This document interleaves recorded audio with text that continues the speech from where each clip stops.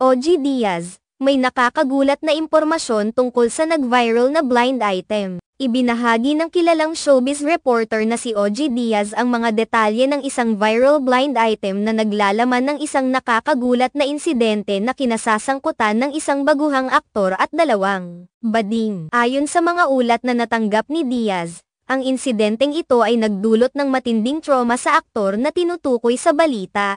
Ang mga pangyayari ay naganap matapos ang isang magarbong GMA gala, at ang aktor ay tila naging biktima ng hindi kanais-nais na sitwasyon.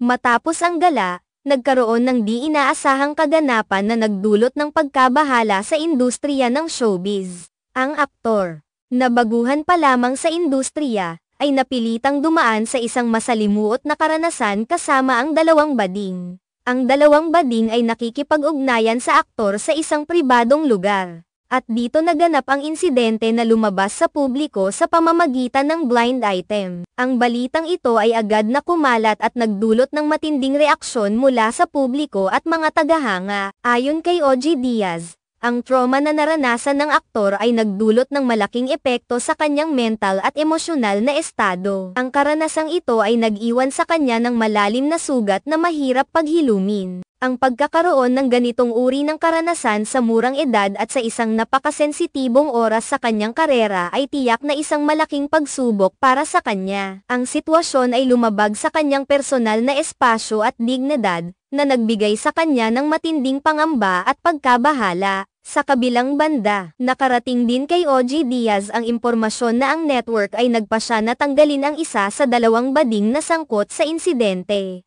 Ang hakbang na ito ay tila bahagi ng kanilang pagsisikap na ipakita na seryoso sila sa pag-aasikaso ng mga ganitong uri ng isyu at pagpapakita ng malasakit sa kanilang mga artista. Ang pagkakaroon ng isang tao na aalis sa kanilang hanay ay maaaring magbigay ng mensahe sa publiko na ang network ay hindi nagtatanggap ng hindi wastong pag-uugali at hindi pinapayagan ang anumang uri ng abuso o hindi pagkakaunawaan. Dagdag pa rito, sinabi ng dalawang bading na hindi nila sinasadya ang nangyari. Ayon sa kanilang paliwanag, ang kanilang akala ay ang pagpasok ng aktor sa kanilang kwarto ay isang normal na bukang lamang. Ayon sa kanilang paniniwala, hindi nila inaasahan na magkakaroon ng anumang hindi pagkakaintindihan o problema. Ang kanilang depensa ay nagpapakita ng kanilang pananaw na walang masamang intensyon sa kanilang ginawa, ngunit ang mga pangyayari ay nagpatunay na nagkaroon ng pagkakamali sa kanilang bahagi.